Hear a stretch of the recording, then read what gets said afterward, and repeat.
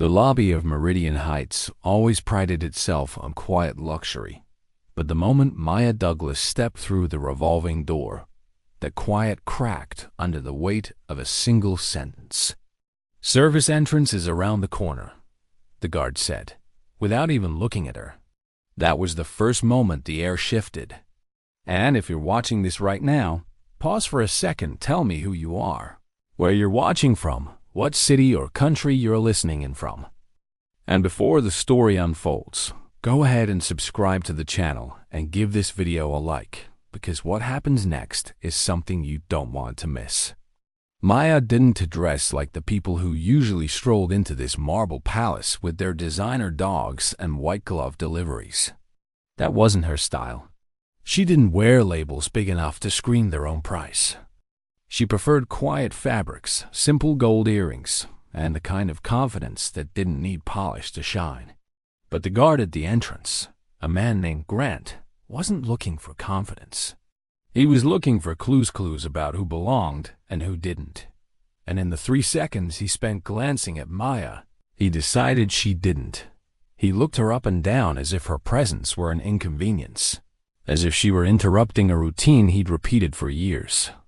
Without bothering to tilt his head or soften his tone, he pointed to the far side of the building and repeated himself.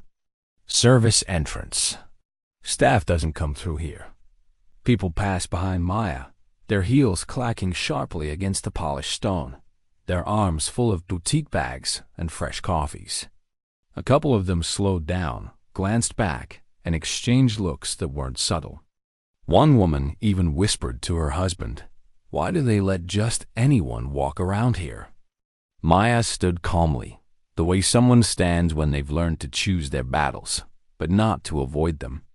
She waited for Grant to meet her eyes, and when he finally did, she said in a level, even voice, "I'm a resident." Grant snorted, slow and mocking, like a man watching a child pretend to be a pilot. He motioned for a younger employee across the lobby. "Tyler," he called out. "Show her the staff route." Tyler jogged over with the kind of enthusiasm only new hires carry. But the moment he saw Maya, his expression shifted into the same dismissive assumption. "Ma'am," he said, trying to sound polite but failing, "resident access is through the primary elevators. Staff uses the—" "I'm not staff," Maya repeated. "I'm here to move into my unit." The second the words left her mouth, Grant's amusement turned into irritation. His face tightened, and he stepped closer, lowering his voice, but not enough that the people around them couldn't hear. "Lady, listen. The residents here, they look a certain way. They dress a certain way. They come with appointments, with concierge notifications, with movers, with cars that match the neighborhood. You don't." Someone near the front desk winced. Another person slowed their pace just to keep listening.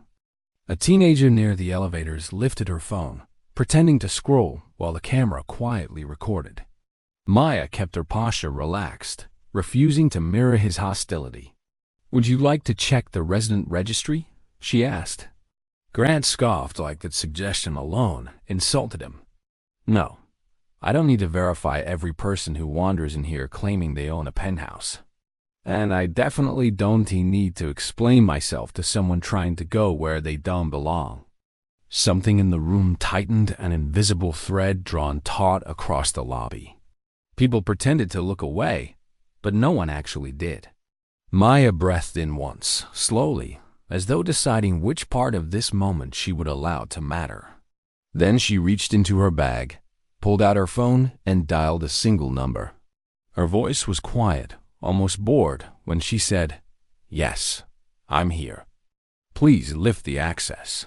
She didn't raise her tone, didn't add urgency, didn't even look at the guards anymore. She simply ended the call and waited. Grant crossed his arms, smirking. "Who exactly did you call? Your supervisor?" Maya didn't respond. She just watched the entrance as the soft click of heels approached fast and purposeful. The doors opened, and the lobby manager, a sharply dressed woman named Sylvia Raines, hurried inside with the expression of someone running 5 minutes late to the most important meeting of her career. She spotted Maya instantly. Her posture changed, her eyes widened, and she nearly tripped in her haste to reach her. "Miss Douglas," she said breathlessly, "I am so sorry for the delay. Your access should have been activated the moment your ownership documents finalized. I apologize deeply for the inconvenience." The entire lobby fell silent. Grant's smirk dissolved. Tyler's mouth fell open. The whispers stopped, the phones lowered, and every person who'd been pretending not to watch now stared with open, stunned disbelief. "Your penthouse," Sylvia continued, "is fully prepared. We've arranged your welcome package, environmental settings, and concierge introduction. The 63rd floor is ready for you at any time." The number hit the air like a glass dropped on marble. 63rd floor. Penthouse. Owner. A luxury unit worth more than the entire salaries of everyone in the lobby combined. Someone gasped. Someone else muttered, "No way." Grant's face slowly drained of color, like ink washed from paper. "Wait," he said, stumbling a little. She owns the penthouse?" Sylvia didn't even turn to look at him. "Yes, Miss Douglas is our newest priority resident, and you will address her accordingly." Maya didn't look triumphant. She didn't look angry. She simply looked disappointed. Her eyes met Grant's, and in that quiet, level voice she said, "You didn't ask for my name. You didn't check the registry. You didn't verify anything. You just assumed." She didn't raise her voice. She didn't need to. The truth hit harder than volume ever could. Grant started stammering apologies, but the sound of approaching footsteps cut him off the head of security walking toward them, confusion already turning into understanding as Sylvia gestured to the scene. And then, right in the center of the lobby, with half the residents watching, the guard who said she didn't belong realized he was about to find out just how wrong he'd been. As the weeks passed, Maya tried to return to normal life, but normal no longer felt like something she could reach. The incident at the cafe had sharpened something inside her, a quiet strength that refused to stay silent. She noticed every small injustice she had previously brushed aside, every comment that carried hidden meaning, every look that lingered a little too long. It was as if the world had been speaking in whispers, and now those whispers had risen into a steady, undeniable noise.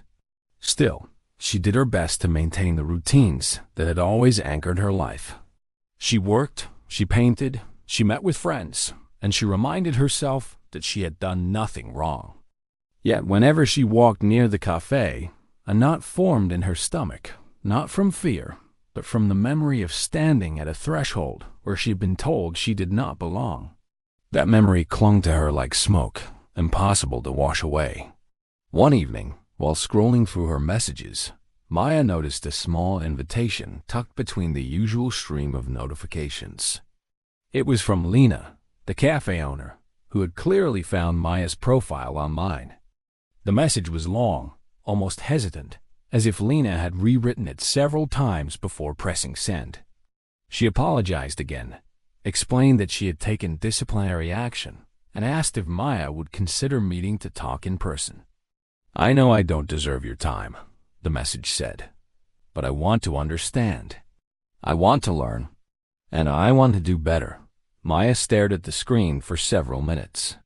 Part of her wanted to delete the message and move on, choosing peace over confrontation. But another part, the part that was tired of swallowing discomfort, felt that something meaningful could happen if she gave Lena a chance. After a long breath, she replied with a simple yes. When the day of the meeting arrived, the sun had just begun to set, painting the sky with soft streaks of gold. Maya walked toward the cafe, her steps slow but steady. Her heart beat faster as she approached the building. The same door, the same sign, the same windows where she had once stood invisible. This time, however, she walked confidently through the front entrance, feeling the symbolic weight of each step. Lena was already waiting inside, sitting at a quiet table with 2 cups of tea. When she saw Maya, she stood quickly, offering a nervous smile. "Thank you for coming. she said softly. Maya nodded, taking the seat across from her. At first, the conversation felt awkward, as if both were treading carefully over fragile ground. But gradually, words began to flow more freely. Lena spoke about her upbringing, her blind spots, the way she had let assumptions guide her behavior. She admitted that the service entrance comment had not been a slip, but a reflection of outdated, unexamined beliefs. I never questioned them, she said, lowering her eyes. And that's the problem. Maya listened, absorbing every word before responding. She spoke about how those moments accumulate over a lifetime, becoming small cuts that never fully heal. She explained that it wasn't just about one doorway, one comment, or one employee, but about the way society so often decides where a person does or doesn't belong based solely on skin color. It's not just a misstep, Maya said gently. It's a reminder of every other time someone like me has been pushed aside. Lena nodded, her eyes glistening. I understand, she whispered. Or, I'm trying to. The conversation stretched for nearly an hour, unfolding slowly, honestly, without defensiveness or anger. It became clear to Maya that Lena was not seeking forgiveness for her own comfort, but truly wanted to grow. She explained that she had already started diversity training for her staff, initiated community partnerships, and was launching a new policy to ensure respectful treatment of every customer, without exception. I want this place to be one where everyone feels welcome, she said. I want to undo the harm I caused, even if it takes time. Maya felt a soft warmth in her chest as she listened. For the first time, she sensed that the world did not always have to resist change.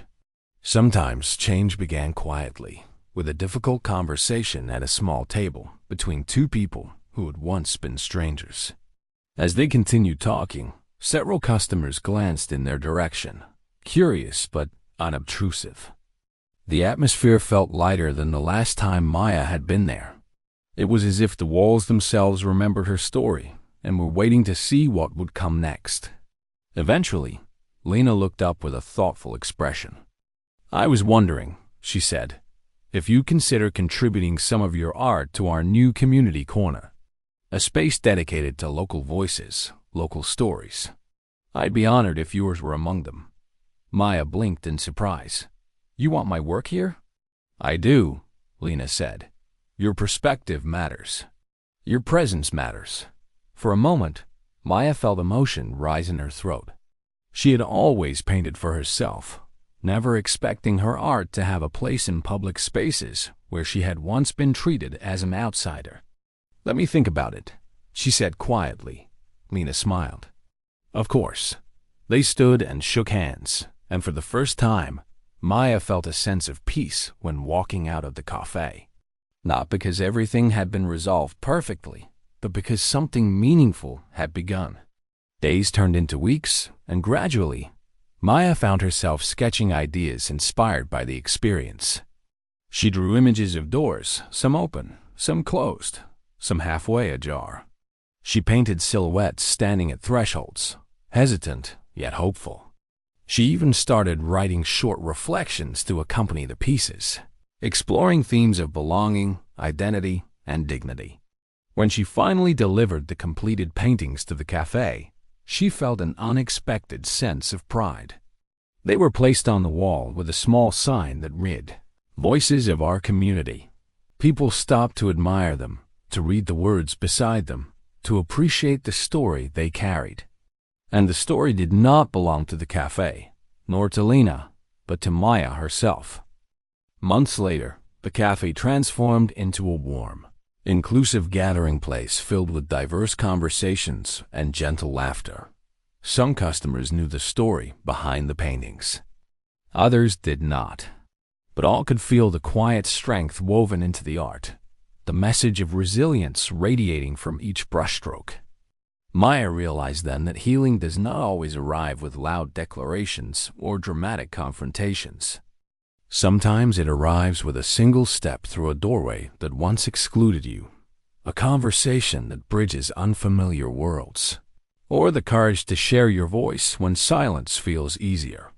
She understood now that justice was not only about accountability, it was also about opening paths for growth.